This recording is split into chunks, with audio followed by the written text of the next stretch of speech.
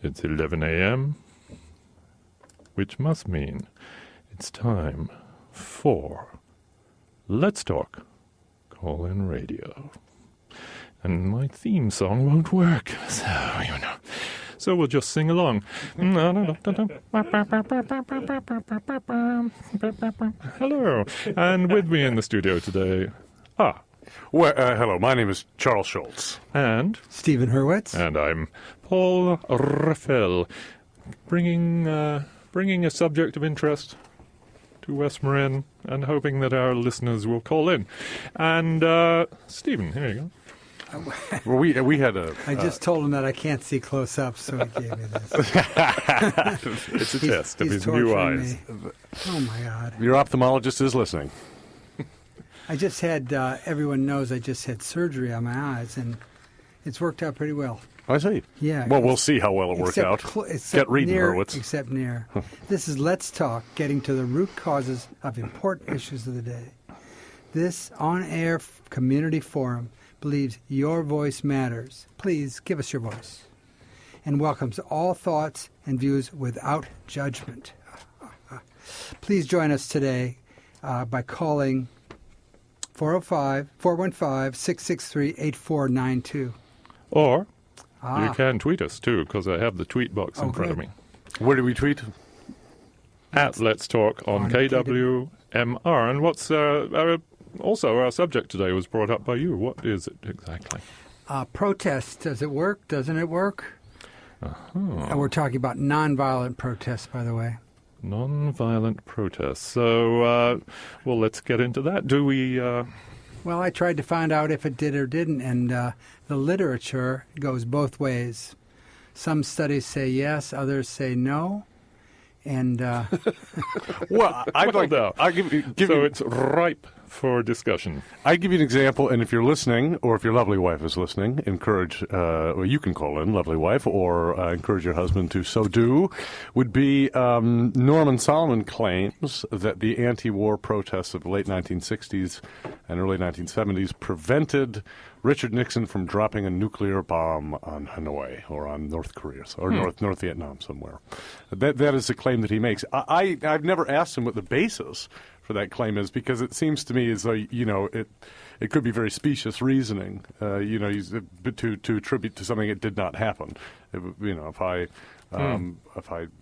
tell you that I can sell you a rock, Stephen, that will keep poor people out of West Marin, and you don't see any poor people, doesn't mean the rock did it. And I do have those rocks available. Call in 663-8492. So I'm not really sure, but he makes that claim, and of course, if that claim is true, then you could say, well, there's some significance to the protest. Of course, it didn't stop the bombing of Vietnam. It didn't stop the bombing of Cambodia. It didn't stop us killing 3.4 million Vietnamese people. Right. And but the general perception is that the protests against the war actually brought the war to an end. Finally, there was so much upheaval in the country. That's the common perception. You don't think that it had a place? It's a popular myth. I mean, I think it's actually, to me, it's a popular myth. To me, it's very similar to, because look at the terrifying consequences. You brought a war to an end that had already killed millions and millions of people. And it wasn't profitable anymore. Right. I mean, so, look at this. We have a caller. And maybe it's Norman Solomon. Who knows? Don't get too excited. This is a call-in show, after all.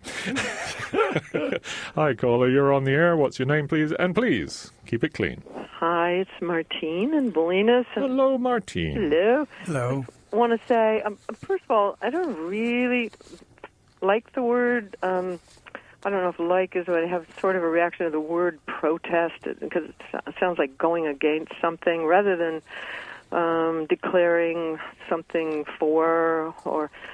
However, when I looked it up, it's from the Middle English, Old French proteste. It goes from to assert or to make a solemn declaration. Uh-huh. And I like that. So it's really great. Let us make solemn declarations. But one thing that I really love about some of the so-called protest events has been the circles of lovely singing and really celebration of peace by being peaceful in that moment and being celebratory. In other words, being the change that we wish to see. So Yes. That's what I believe as well. Definitely. Okay, thank you. Well, yeah, can I just ask, do you think that can you give us examples of when that has made change in policy? Well, it's hard to know for sure, but I did hear from a great old Dave Dillinger, peace activist for many years, when he was a wise elder sitting next to me in an elder circle, and he told me about hearing from Daniel Ellsberg, who apparently told him that the Pentagon's demonstration, when he was up watching it from the window, announced 1967 Pentagon, those of us who are older remember it, and he was with McNamara watching it, and when he saw people getting hit and standing up for what he called their being true to their conscience, Dillinger said that Ellsberg told him, I questioned myself, what would I do if I acted according to my conscience? And he said it was at that moment that he started thinking about releasing the Pentagon Papers. You bring up something interesting. We could say that maybe that had a big influence. I think so. It's an interesting piece of history. A little bit of history. I'd like to just throw this in the works, though. Is it the protest that is effective, or is it the response to the protests that magnify the difference? I mean, well, so if there were a protest and there were no TV coverage, releasing the dogs on Martin Luther King, for example, right. They just let them have their march and didn't do anything. Correct. Ignore them and they'll go away, maybe? I mean, I think there's something to that, sure. I mean, if you have this, like the Catalan referendum that's been in the news, right? The Catalonia wants to separate from the nation of Spain and be its own autonomous country. The centralized authorities there, and this obviously is a history, goes back to the Civil War and before, of the attempt by Madrid, essentially, to assert itself over all of these different linguistic and cultural regions of the Iberian Peninsula. The more they did things like send 16,000 police officers in a cruise ship to sit in Barcelona's harbor, or threaten to arrest 700 mayors in Catalonia if they went ahead with the referendum, the more that they ratchet up telling people you cannot, people who are saying we want to be autonomous and make decisions for themselves. What does the government say? It says, no, you cannot be autonomous. You cannot make decisions for yourself. So the more they play into that dynamic, the more likely more support the protests get. Sure, more determined they are. What do you think? What do you think, Paula? Martine? Oh, I think you could call Gandhi's Salt March a protest, and I certainly would say that was effective. If you look back in history and refer to Michael Negler's book, the title escapes me. It used to be Is There No Other Way, but it's been changed. But Michael Negler... Hello? Martine? Yes. Oh, you're hearing someone on the other line? Oh. We have another caller. I just brought them into the thing, so pay no attention to that. I am going to ring off. Michael Negler. Well, thank you for that insight. The updated title, I believe, is... Lots of good stuff in there about what it has contributed to peace lovely making. Thank you so much. Thank you, Martine. Thanks. Michael Negler does and Stephanie Van Hook do a show here on KWMR. But I do believe the updated title to his book is Disco Bloodbath. So if you're looking for that in stores. Hello, caller. You're on the air. What's your name? And please, what's your language? Hi, this is Gail. Hi, Gail. Hello. How are you? Nice hearing from you again. Great show. And do you have an anniversary coming up? I just want to say that quickly. Yeah. Oh, so you know this person. How sweet. Yes, we do. I heard the call for the wife. I'm glad you remembered. You reminded me. Well, that's the little ways I try and help around town. Excellent. Oh. Yeah. So I think Martine's comment was perfect. And yesterday there was a perspective on KQED, and it was by an AIDS researcher who said that he was invited to speak at what he thought was a peaceful rally. And when he got there, he realized it was really just an excuse to stage, I think what we all remember, where they laid down on the pavement and traced their bodies in chalk. Yes. So the first die-in. as opposed to whatever be in. And sit in, yeah. And he said that in the beginning he felt a little used, and insulted and embarrassed. And then he said when he saw truckloads of cops come and start beating the protesters and arresting them for essentially just lying quietly on the ground, he said in that moment he was radicalized. And the point of his perspective, of the piece that he was doing was really that it takes both, a peaceful protest and the activists to somehow keep moving these issues forward, and to provide, the fuel that's needed for, many different views, I guess, and for a many, larger and larger response. So how far do you have to go to be an activist, so to speak? I mean, is like Antifa the way they lay into the fascists? Not neo-Nazis. There are some good people maybe per se. I mean, these people were really, more in the line of the theater. I mean, they didn't go there to get beat up or go to jail, Right. But they provided, but they definitely did more than just talk about it. Mm-hmm. And so anyway, I think his point was that it takes all of it, all of us and all of it, to really move the needle, I guess. Well, especially when you're being confronted by violence, no matter how peaceful you are, now that they'll come and spray you, even if you're sitting down with your arms locked. And you remember famously Davis a few years back, they sprayed all those students, which, of course, if they hadn't done, nobody would have ever heard about it. Right. Wouldn't have been covered. Right. But it's the same with Trump, if you think about it. I mean, how many times have we said, if the news would just stop reporting it, he would be nothing, so it's the opposite effect just as much. I mean, if they'd never been on TV, we wouldn't know who he was. He'd be just another jerk from New York City. I've heard that comment. I think it was from Norman Solomon, too, now I think about it, which was just that, maybe it wasn't.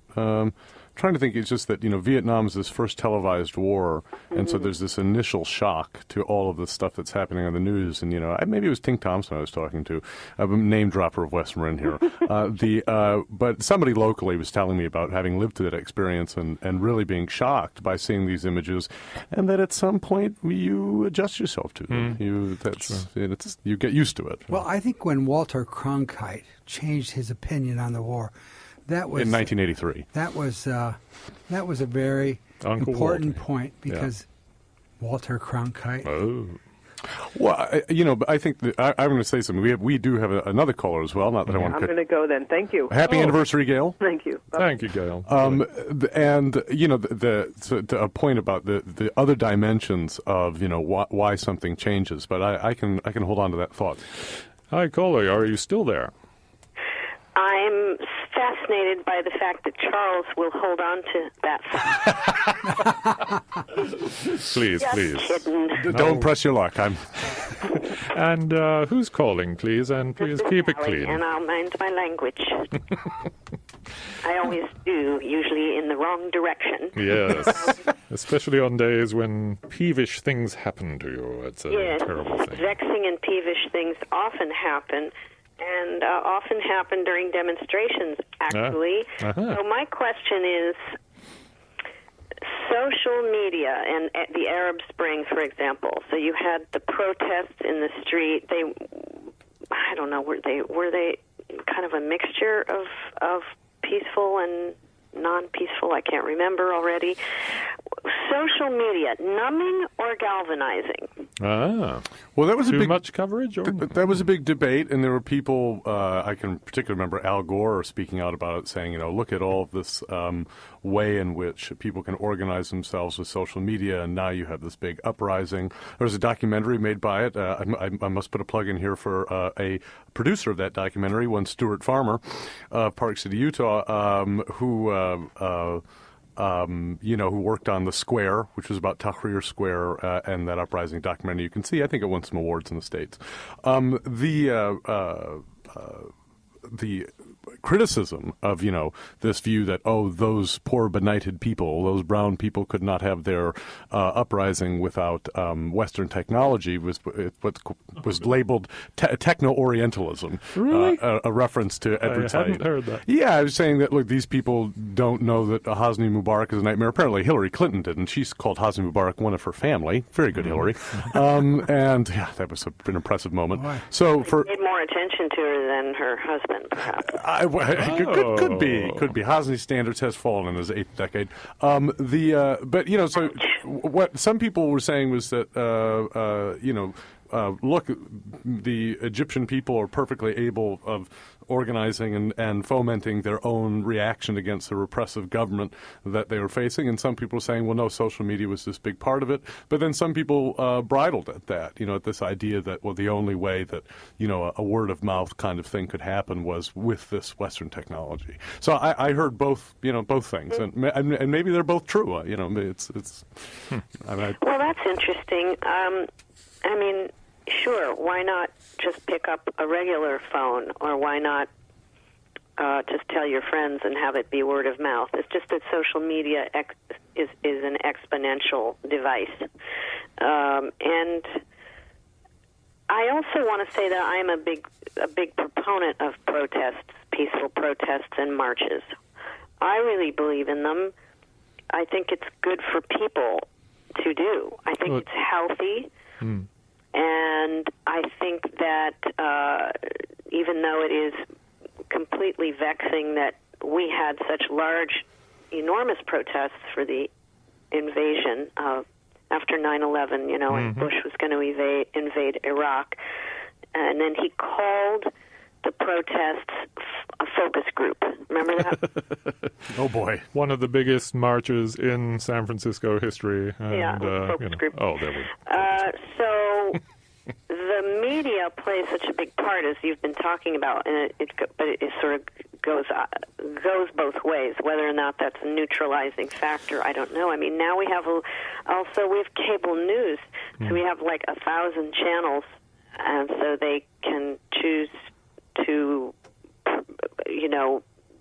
give light to these marches that are still happening. By the way, the women's marches are still happening. They're just not as, they kind of fell off the radar. So we had our big march in the day after the inauguration. Well, I think that's the point some people are making, is that you have your big march, your big demonstration, and then nothing happens. Well, because it's the old saw that if it bleeds, it leads. If there's violence at a protest, at a march, then it's all over the news. But I think they're undermining. Is it worth a little bit of somebody getting beaten up to actually get the cause on the front page? Well, and there are people who have a whole theory. Ratings. Well, they're the bomb throwers and the provocateurs that are going to try and foment a conflict between the police and the protesters too. I mean, that's age old. I mean, that's been going on forever. But I ask you, Sally, here's another problem. It's not maybe directly related, but tangentially related to this, which is, you've worked at KPFA. If you listen to KPFA, a lot of interesting reporting. Democracy Now! Can be very interesting program, but you do get this kind of outrage fatigue because they have sort of outrage splatter paint. It's always, every day it's a new corner of the globe. It's a new issue that's so vital that in a way people are unable to focus and also become overwhelmed by this global perspective that we have now. So we can't even say our own backyard, but every day you have stations like KPFA and then KWMR as well who are exposing all of these horrors, this place, that place, the other place. I worry about that fatigue, or I worry about that inability of us to focus on what might be really pertinent to our own experience and just get caught up with feeling, how horrible what's going on right now. Fight injustice throughout the world. Yeah. I mean, maybe that's why there are always news shows about cute animal rescue stories, and to bolster us, because, and I'm not even making a joke here, human interest stories to bring you back to Earth, in a sense, to remind human beings that we can do beautiful things, and it is true. And I did work at KPFA. I was one of my jobs was I was the board op, so I ran the on-air studio. So I engineered all the shows, and I kind of just wanted to shoot myself. It was like, because you've got to listen to the air. You have to listen to the air when you're running an on-air studio in case someone swears or there's a problem, and you lose your caller, or you lose your guest, or whatever, a myriad of problems. And so you have to really listen. And I just was, that fatigue that you're talking about, it was quite cumulative in my case. What if you discover that no one's listening? Say that again? Well, I mean, when you're protesting certain groups, we presume that the world cares, that people are paying attention, and so many people don't pay attention. They're into that little puppy or whatever you call it, which I'm not going to make fun of. I'll make fun of puppies. They never get past that in terms of their interest. So, well, I think the dark side is that actually NPR, and the way that they do that kind of reporting, lets you off the hook, because it's a terrible story about Iraq followed by, and we're now going to talk to Billy Thompson, who lives in Tacoma, and his puppy has just written a novel. Billy, are you there? So what they do is they say, oh, something's terrible happened, and then they say, oh, but it's okay.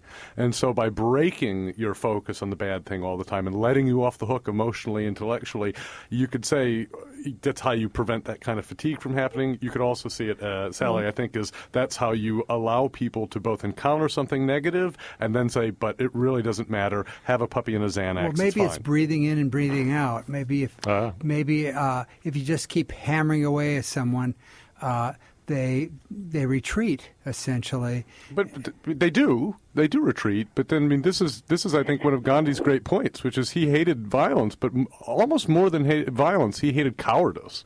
And so what it does is, if you have to focus on it, it does lead you to this point of humiliation, which says, do you care about this or don't you care about this? The what I'll call the NPR formula of serious story, human interest, serious story, human interest, which they do, pretty effectively, I suppose you could say, is it never brings you to that point where you have to confront your own humiliation about your relationship to these terrible events.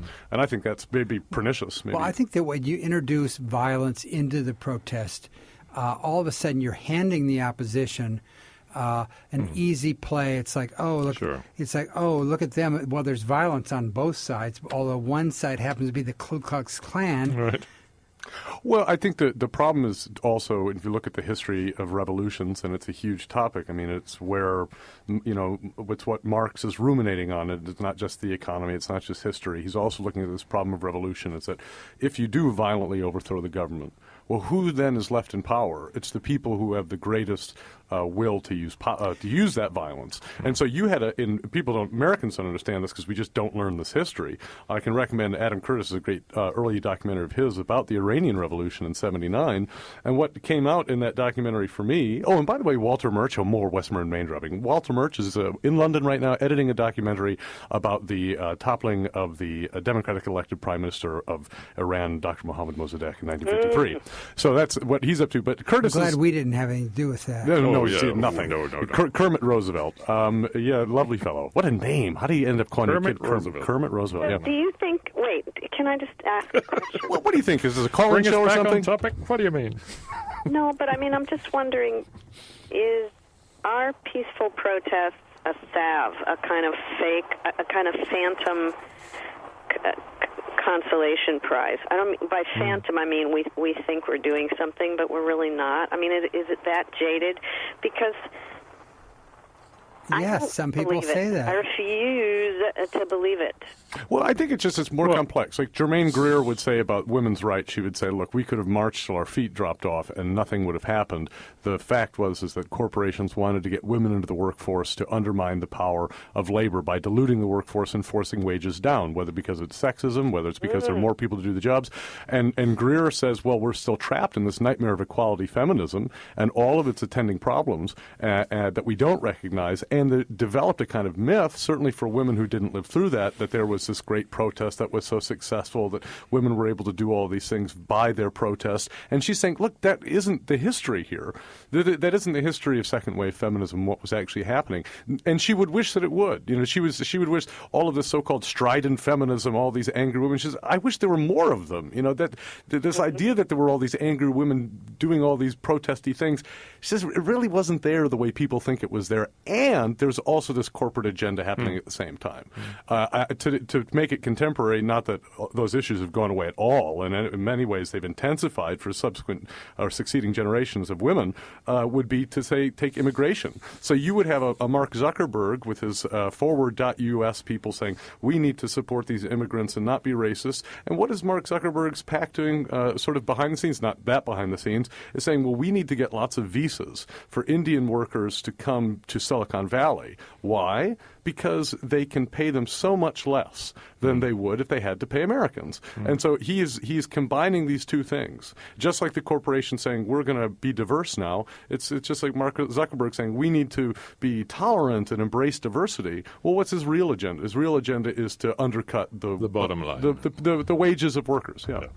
So I just say it's complex, Sally. That's all I'm saying. It's a complex thing. It occurred to me that Gandhi's success also hinged on the fact that he was standing, the lone figure in the traditional garb against an empire that was brutal and that brutalized him several times during that thing, and that's partly what made it succeed, is that he was up against this juggernaut that was violent against him, and he made the times because he was this little man being dragged away by these uniformed big white guys, colonial power. I think the smaller gestures can be as important or more important than the large gestures. Thinking of the sit-in at the counters back in the 60s. What was it? A dozen people sat in, and yet the reaction to it demonstrated racism on its core level. The violence against the peaceful protest made the front page. They were very organized, those people. I know, but it wasn't. There weren't 50,000 people all in front of a grocery store, in front of place that served Coca-Cola. Well, I'm bringing it to contemporary times. Colin Kaepernick. Absolutely. Whatever. Right, one guy kneels during the national anthem, and suddenly it's this huge. Well, so what that's does it mean? Really good point, though, because the co-optation of that gesture was about police violence, and now it became about the flag.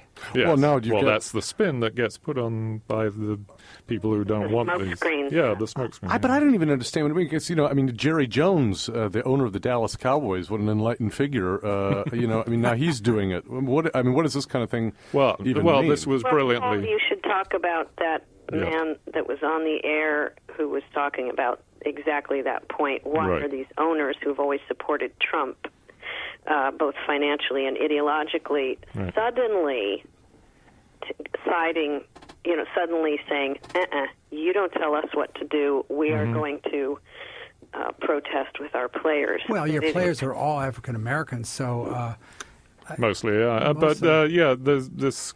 I forget who it was on the TV, but anyway, it was. Never figured out his name, but he was an African American man, and he was brilliantly outspoken, and he called into question why exactly are these NFL owners doing this. It was all about Trump overstepping his bounds and telling them they must fire these guys. And even the guys, Jerry Jones, for example, even the guys who financed his campaign, helped to finance it, came out and held arms with their boys. Yeah, but I think that this is a really fascinating point, which is just that basically those billionaires are closer to what we'll call liberal elites, the lefty billionaires, than they are to the actual people that watch NFL games and buy their merchandise. So you're seeing a really interesting phenomenon here where they would think, this is the moment, because if you live in their world, it is one in which Trump is this and Trump is so bad and blah, blah, blah. So I can see why they would say, okay, well, we're going to do this anti-Trump thing, being totally divorced from the idea that their clients, the people they sell their product to, would agree with Donald Trump in many cases, not disagree. I think that Trump overstepped his bounds because even the fans in the stands felt that he introduced something in the NFL experience that he shouldn't have. They were just as slighted by Trump interfering as anything else. Well, we'll see. I mean, because I think that there are a lot of people that are obsessed by trivial nothing like professional sports that would probably agree with Donald Trump rather than disagree. But they might agree. But they felt he overstepped. He felt maybe. I mean, we'll see what the reaction is. Well, the issue is about why is Colin Kaepernick kneeling? Why are the players kneeling with him? It's about justice, about racism. Yeah. So to make it about the flag and to say that the owners, these football owners, have suddenly had this crise de conscience, I just kind of make that's the cooptation. I just got an email from Jonah Raskin who wants to know how to get on the air. Which line is open, Paul? 8317. I will, Anon. Thank you very much for this edifying discussion. Thank you, Sally. Thank you, Sally. And this is KWMR 90.5 Point Reyes Station, 89.9 Bolinas, 92.3 in San Geronimo Valley. September is National Disaster Preparedness Month. KWMR is supported by our listener members and by the County of Marin, informing the public about their telephone emergency notification system called Alert Marin. Those who wish to receive emergency information directly from public safety professionals on their cell phone in situations where human life is in danger can register online at alertmarin.org. And local programming is also provided by the Point Reyes Farmers Market, Saturdays in downtown Point Reyes Station, offering 100% organic produce, baked goods, artisan cheese, as well as prepared foods. More information at pointreyesfarmersmarket.org. And KWMR is supported by our Calendar Club members and by Thackeray Fine Wine, making artisanal wine in Bolinas for over 30 years.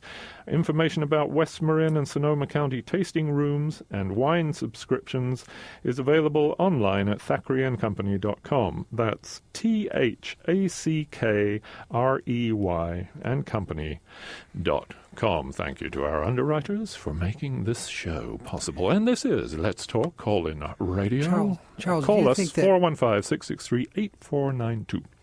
Do you think that Antifa is helping the movement or hurting the movement? Well, I just say what movement? Yeah, I ran into David Harris. Wasn't he married to Joan Baez? It was Todd Friend's cellmate when they were in federal prison for draft resisting. Not what Bill Clinton did. That's draft dodging, but draft resisting, which is quite a noble thing to do. As several presidents in the near past. That's right. Succeeding presidents. I said, well, where's the anti-war movement? He says, I'm asking myself the same question. And I think Norman Solomon asked himself the same question. Hopefully, Jonah, if you call in, 663-8492 or 663-8317, it's 415 for you people up in Sonoma County, sinful Sonoma County. There's a very simple answer to where's the anti-war movement. The fact At home? Is, well, if you have an all-volunteer army, McClure's Beach. Well, with an all-volunteer military, there's just really nobody to object. Well, it's not the same protest. It's a mercenary. Not the same army. incentive. By the way, when I volunteer for things, I don't get a pension or a paycheck or health care. It's not a volunteer army. It's a mercenary army. And it's one of the last pensions out there. And it's one of the last avenues for social mobility for vast majority of people in this country. And it's now, what is it, 800 and something? I've forgotten how many $1 billion it is. Yeah, it's something like $750 billion that we know about. And the current Congress wants to add more to it. 824, I think. Even more than Mr. Trump. Yeah. Well, let me just say, I don't see any specific target here, and I'll get back to that. I was recommending a documentary by Adam Curtis about the Iranian Revolution. You can watch on YouTube. One of the things that you learn in there is that there was a huge coalition of people with different interests that participated in that revolution, and that what happened was when they toppled the Shah, the Ayatollahs moved very quickly to eliminate all of the other social democratic forces, left and center people who are all part of this great coalition. One of the things that happened, it's sort of a legend, I'm not sure if it's true, was that an Iranian man in Tehran was ordered by a police officer to move off of a street corner, and he simply refused to do it. And finally, as this crowd forms, the police officer himself leaves, and the man does not leave. leave. He stays where he's at. And this spread like wildfire throughout Tehran, that there was an essential loss of confidence in the repressive power of the state in itself. And so this is just one of these maybe legendary events that they talk about. Now, they still have ways of communicating at that time, that are unimaginable now. We couldn't believe, how did you have a revolution before Twitter? How did anybody know anything happened? Remember the phone tree? Exactly. Well, or just whatever people talk to each other. We were on Facebook. So did anything come of that? Well, the Iranian that's Revolution the whole came. Point. Oh. Well, according to legend. But what I'd say is that to me, what is Colin Kaepernick's demand? Who are they getting to back down? Who are they getting to change? It's not a demand. I mean, it is a demand in a way, but it's really about just drawing attention to the fact that this country, freedom and, accept everybody and we're all equal, it's not the case. We're not equal. That's what his thing was about. It was about black men being killed by government forces, and he lost his job because of that. Really. Well, he's not the greatest football player that'll ever live, but he's... But I would say, look, if you make the issue race, you'll have a race war in America. If you make the issue poverty, I know you said all this, that Black Lives Matter doesn't mean it. It really doesn't. Ridiculous. It really doesn't. That's so wrong. We've got to get it's so wrong for West Marin. Anyway, it doesn't matter. caller, hello. Caller, you're on the air. What's your name, please? And keep it clean. Jonah Raskin. Hi, Jonah. How you doing? Good. Howdy, Jonah. Yes, I was listening to you when I was in my car, and then I haven't heard the last 10 minutes, so I believe you were talking about the war in Vietnam. Yeah, we were about protests. Yes, about protesting the war, yeah. I should point out, you were, when the weather men went underground, you were there in Flint, Michigan for their last gathering, is that correct? Yes, I was there. I was a member of SDS. I was part of the anti-war movement from 64 till 75. So would you say the anti-war demonstrations were an effective tool in ending the war in Vietnam? Well, they were worldwide demonstrations. If it was just the people in the United States, that was a small part of it. I mean, ending the war, it also had to do with the fact that the North Vietnamese had Russian anti-missile weapons. And the fact that GIs were leaving and going other places, and some places they were doing what was called fragging. Mm-hmm. They were killing their commanding officers. Yes. So, I mean, it was like there was like 1,000 pricks from, every different direction. And, the whole people in the U.S. government, in Congress, people in trade unions turning against it. So there was, housewives. Parents. Yeah. So I think the cumulative effect was to help end the war. When I was an undergraduate at college, I met somebody whose name was Carl Marzani. He was already maybe in his 60s when I met him. He had been in Woodrow Wilson's cabinet during World War I.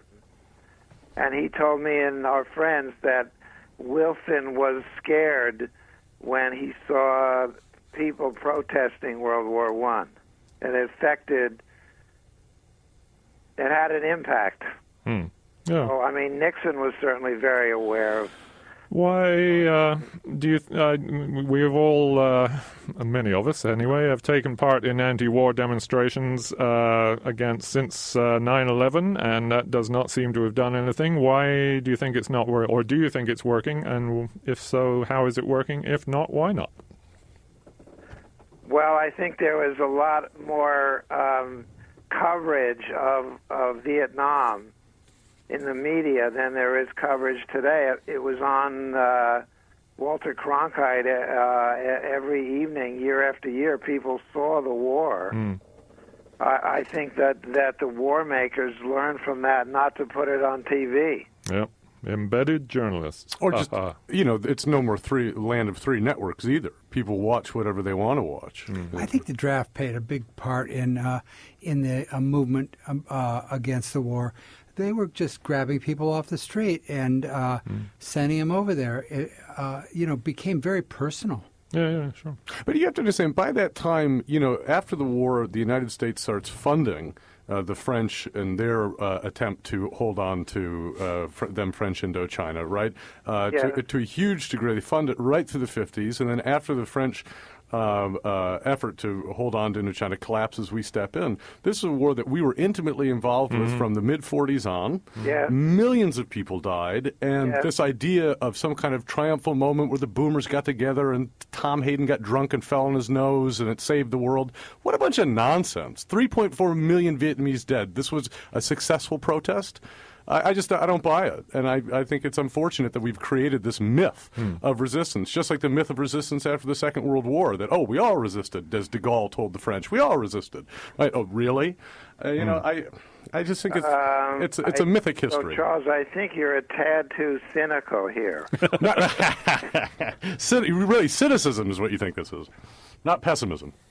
No, it sounds to me like you're saying, that the people who protested against the war in Vietnam didn't have any influence or impact, didn't bring about a speedier conclusion or save anybody's lives. I did talk to Ellsberg, and he did say to me, this is not secondhand but firsthand, that he decided to release the Pentagon Papers when he saw people outside the Pentagon protesting. Let me give you a little perspective on that. Errol Morris thought about doing a movie with Daniel Ellsberg, and he did some interviews with him, and he ultimately said that Ellsberg creeped him out because he said that Ellsberg had wanted to be a technocrat in the mold of McNamara, and when his career was stifled at the Pentagon, he became resentful and bitter.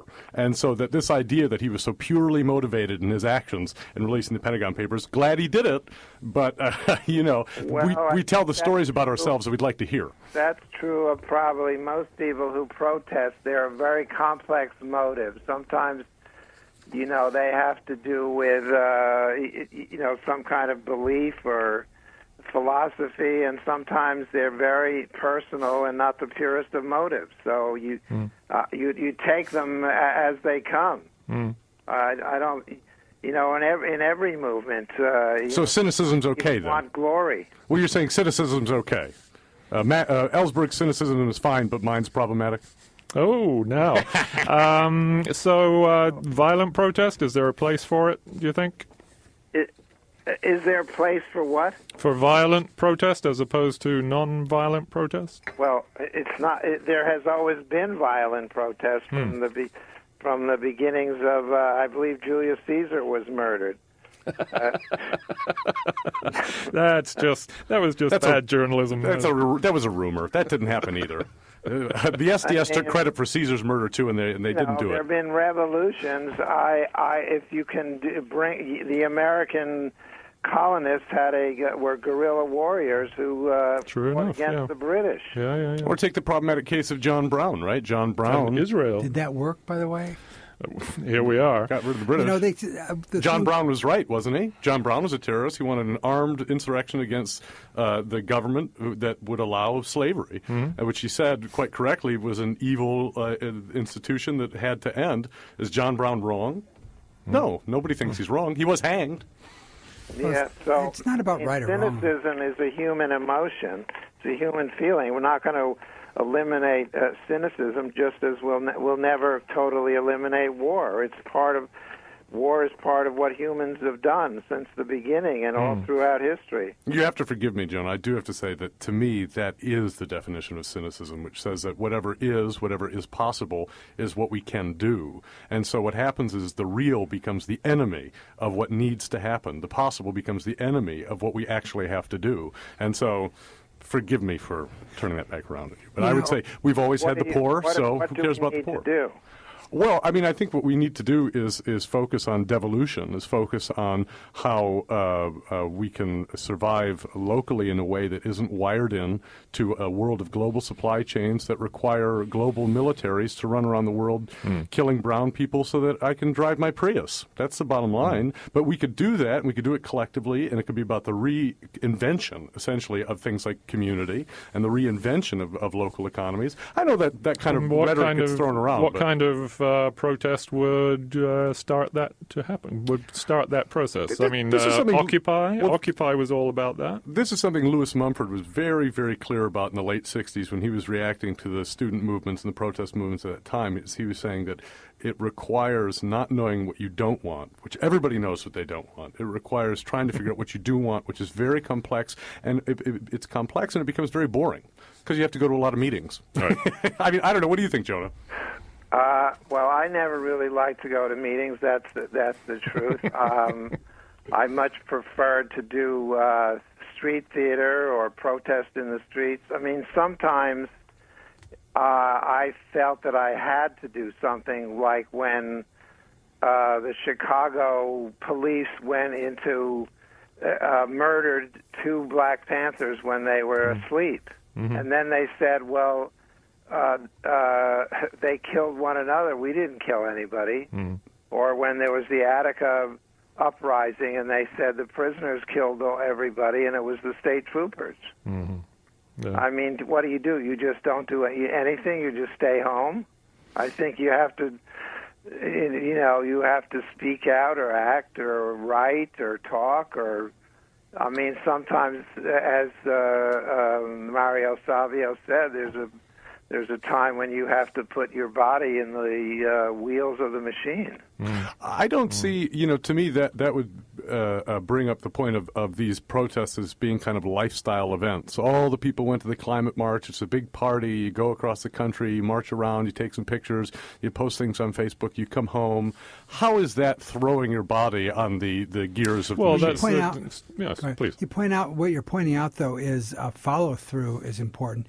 If you just go and do that once and nobody follows up on it, then... Well, you can do it habitually, but it's just a party. I remember we had the marches in 2003. They were big. They were global. They were huge in London, all across the United States. It was the biggest protest of a war that had not yet happened, right. I think, in history. And obviously that's a good sign, and I'm not saying that people shouldn't have done it, but I looked at my boomer professors banging their pants. They were having a flashback. They were having a real good time. And, the idea that they were going to go to prison, the idea that they were going to give up their pensions, their salaries, their idea that they were going to be committed in some material way that would impact them. But that was a wonderful outpouring of public sentiment. I mean, good heavens, how many people across the world were against this war that was about to happen? And yet, what happened? Well, I think did it work? It didn't work. Well, that's the issue. Is that it's sure you want to live in a society that can that has changed so much that it can have an African American president. That is a good sign. That means that things have improved in some way. That does not help poor black people in any way. It did not help poor black people in any way.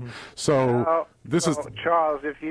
I don't think it's fair, and you don't have to be fair, of course, to make it seem that all people protesting the war in Vietnam were boomers, because they weren't. Well, a lot of bloomers. No, a lot of people were older, too, sure. There were housewives from suburbia. There were 60, 70-year-old women who went out and protested. The wives, I believe McNamara's wife was against the war in Vietnam. Yeah, and suffered terribly for it. Probably killed her quite young, or relatively young. She and her children had ulcers. It was a real nightmare. Thanks, Bob. I think that there were a lot of people protesting it, but again, it's just a historical thing. We had been involved in that conflict for 20 years in 1967. Yeah, by the time that conscious... What's that? Some of us knew that. I remember reading about the name of where the French were defeated in '54. Dien Bien Phu? Yeah. I mean, I read about Dien Bien Phu in the New York Times. I mean, many of us knew about that.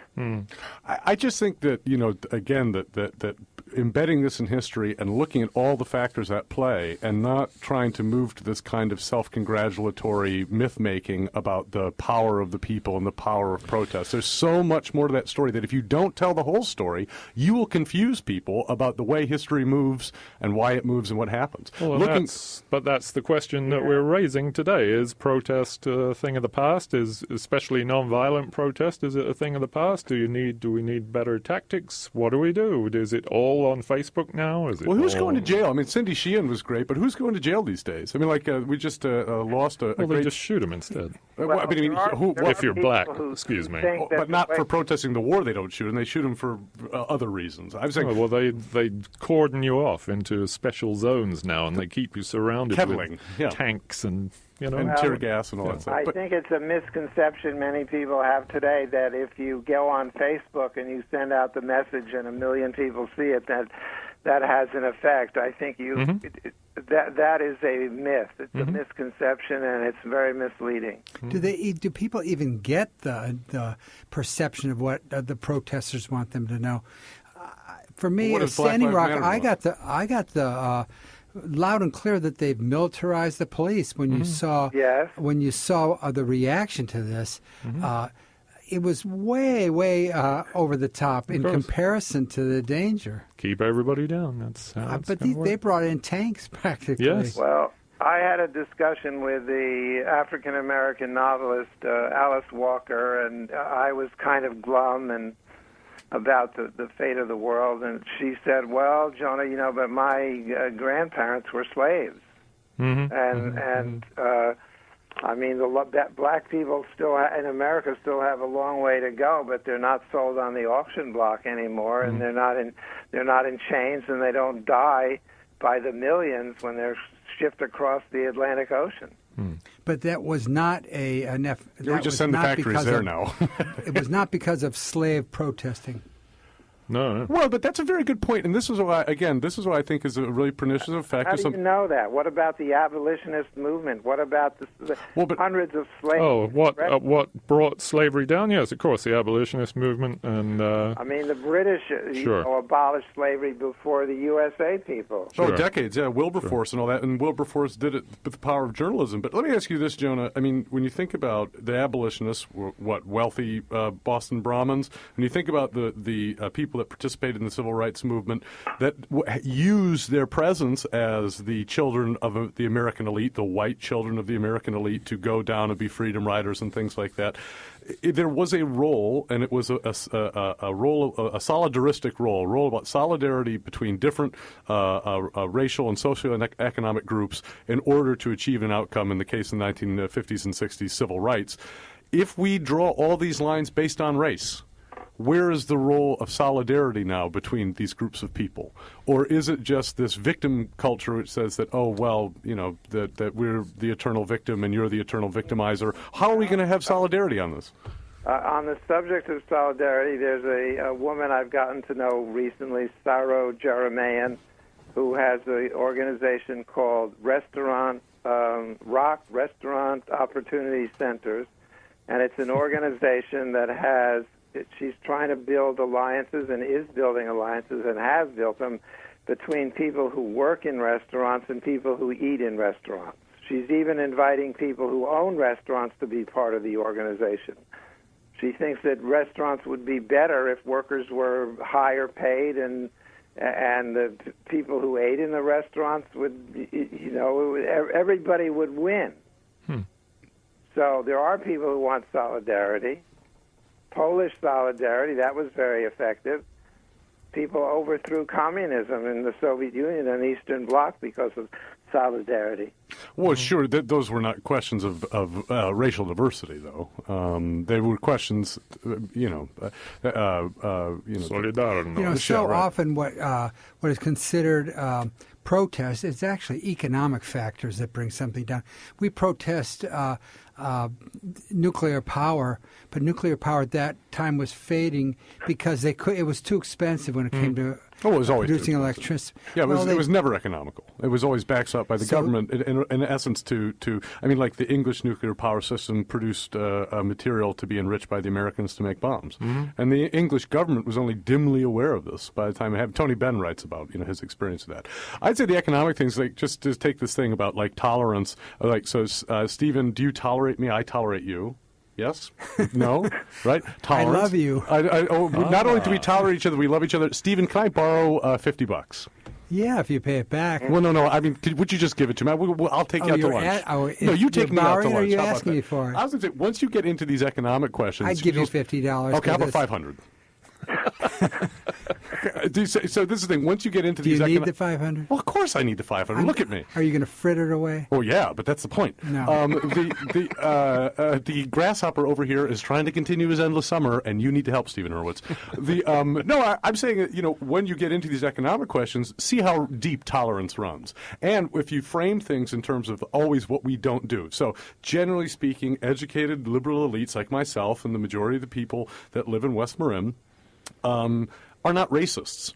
So it's very easy for them to be persuaded that the problem in the United States is that white people don't like black people. If you said, actually, it's the way that this economy is structured, then you would be in a situation in which we're the bad guys. We got all the money and they don't. And so nobody wants to see the problem in those terms. And I think this people who don't eat meat, very easy for them to believe that cows are causing climate change. I don't travel, and so I think a lot about the fact that a quarter of a billion people, flew on planes this summer. Which I'm right and the vegetarian's wrong. That's a separate question. So to me, Black Lives Matter. I saw it in somebody's lawn in Inverness. They had a Black Lives Matter sign. So what? What does it mean? It has no meaning. You said poor lives matter. Well, then all of a sudden the portfolio men and women that live here, it's on them. Okay, this is another show we're talking. It is not another show. It's identify the problem. Okay. Yes. Avoid conflict. No, Charles. No. I'm not saying that. I'm saying this is a huge subject because we had a big argument about it the other night. That it's supposed to be a discussion. Yes, exactly. And it's not because I hear a lot of people talking about. Why do people who are working class, who go off and work in factories and blue-collar workers, why do they so very often vote against their own interests? Well, why indeed? That's a very good question. Well, I say you can read Thomas Frank's book, What's the Matter with Kansas? I mean, that's basically the question he's trying to answer for his own home state of Kansas. I could speak to Flint, which was when the country deindustrialized in earnest starting in the mid to late 60s and right through to today. And because of the history of the United States, it's not that this isn't an important factor, it is.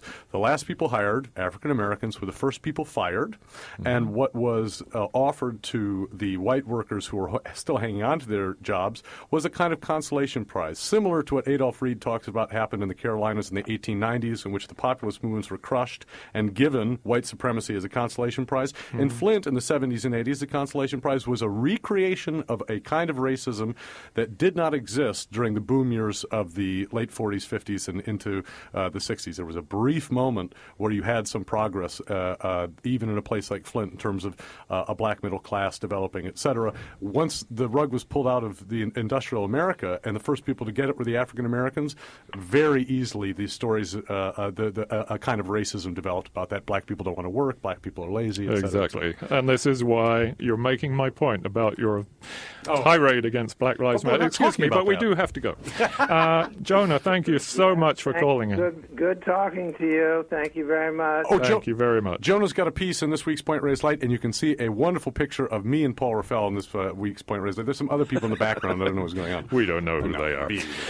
Anyway, this has been Let's Talk, listener call-in radio. KWMR does not take a stand on any of the issues discussed on Let's Talk. Opinions expressed on this program are those of the hosts and callers and don't necessarily reflect the views of KWMR, its board of directors, underwriters, or members. Thank you to all our listeners. Thank you, Stephen. Thank you. Thank you, Charles. You're very welcome. Thank you to all our callers this week. It was very good. Next week, we'll be talking about...